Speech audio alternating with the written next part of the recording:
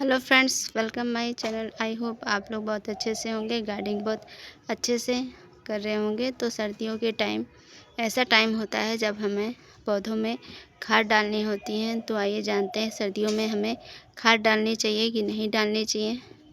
तो पेड़ पौधे हम लोग ग्रो कर लेते हैं अपने घर में, तो सर्दियों में खाद डालते हैं तो क्या हो जाता है, तो इसके बारे में आइए जानते हैं। जब सर्दियों में हम खाद को डालते हैं तो हमें पता होना चाहिए हमें खाद डालनी है कि नहीं डालनी है।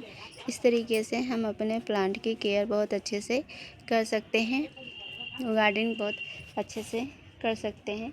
तो सर्दियों के पौधों में हमें कम खाद डालनी चाहिए, क्योंकि वो सुप्त अवस्था या डोरमेंसी में चले जाते हैं। तो अक्टूबर से मार्च तक हमें कम खाद डालनी चाहिए या ना के बराबर खाद डालनी चाहिए, क्योंकि कुछ ऐसे प्लांट होते हैं जो हमारे गार्डन में परमानेंट प्लांट होते हैं, उनकी ग्रोथ धीरे धीरे रुक जाती है। और वो जो गर्मियों वाले प्लांट होते हैं, तो जब गर्मी आती है तभी उनकी ग्रोथ काफ़ी अच्छे से चलती है, लेकिन सर्दी आते धीरे धीरे वो डोरमेंसी में चले जाते हैं।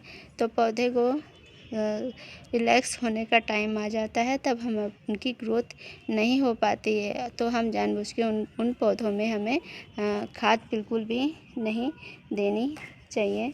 और कुछ ऐसे सर्दी वाले प्लांट हैं जैसे रोज़ वगैरह हैं, इनमें हम फूल खिलने से पहले अक्टूबर से पहले हमें खाद देना चाहिए।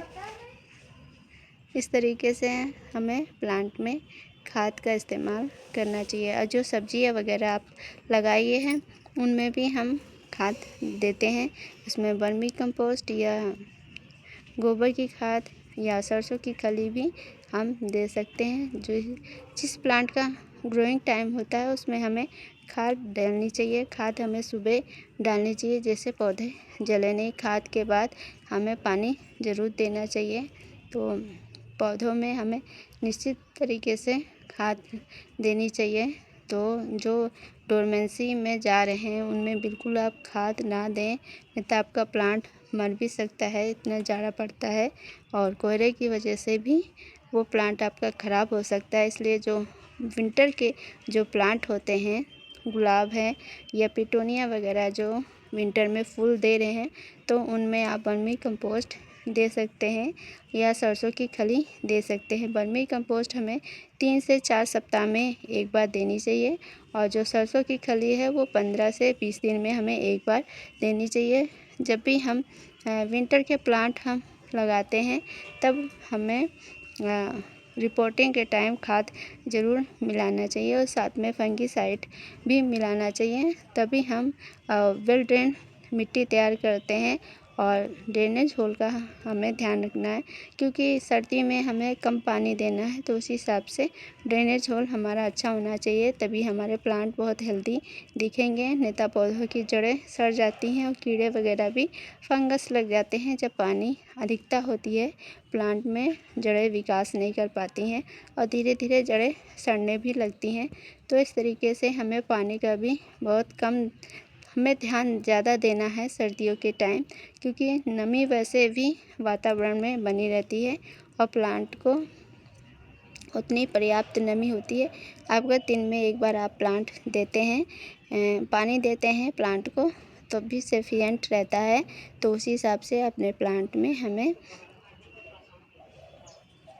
पानी देना है।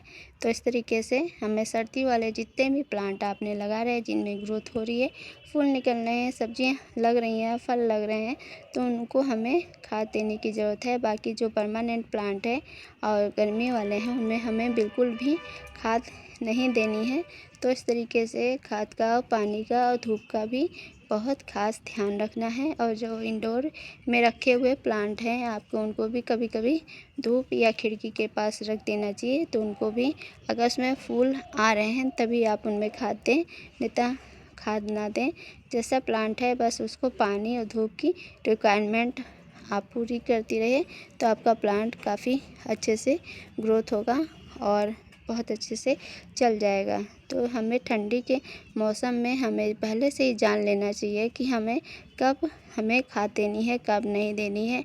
और फिर उसके बाद जो परमानेंट प्लांट होते हैं वो आप मार्च के बाद आप उनमें खाद दे सकते हैं, तब उनका ग्रोइंग पीरियड स्टार्ट हो जाता है और विंटर के प्लांट धीरे धीरे मुरझाने लगते हैं या फिर ख़त्म ही हो जाते हैं। और जो परमानेंट प्लांट होते हैं, रोज़ वगैरह होते हैं, तो उनमें भी आप जुलाई से अक्टूबर के बीच में आप खाद देंगे तो बहुत अच्छे से चलेंगे। पूरी सर्दी भर आपको फूल आते रहेंगे।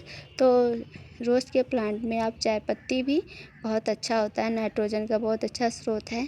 तो चाय पत्ती भी, वर्मी कंपोस्ट, सरसों की खाद, और अगर आप बोन मील का इस्तेमाल कर सकते हैं तो थोड़ी सी आप वो भी गुड़ाई करके दें। उसके बाद पानी ज़रूर दें।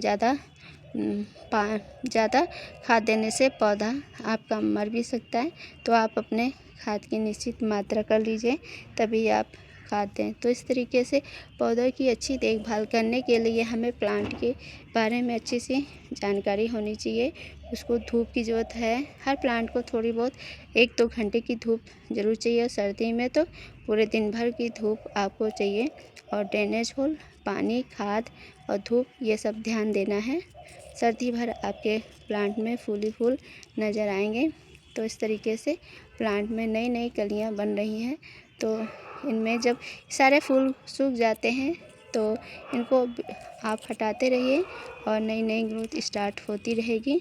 और इनको हमें जब फूल आने का बंद हो जाते हैं तब हम इनमें सरसों की खली डालते हैं और किचन कंपोस्ट भी हम डाल देते हैं, तो बहुत अच्छा रिज़ल्ट देखने को मिलता है। तो इस तरीके से विंटर में खाद कब देनी है, कब नहीं, तो इस तरीके से हम अपने प्लांट के बारे में जान लेते हैं, तभी हम खाद का प्रयोग करते हैं। और इसमें रोज़ में अब तो ग्रोइंग पीरियड है, तो इसमें भर भर के आप खाद दीजिए। बस खाद की मात्रा निश्चित हो, थोड़ी सी हो, जैसा प्लांट हो वैसे ही आपको खाद देनी है। और समय अंतराल भी देना है, कितने टाइम हमें खाद देनी है, किस महीने में, तो ये सब जानकारी होनी चाहिए। कितनी देनी चाहिए, कब पानी देना चाहिए और कब धूप में रखना चाहिए।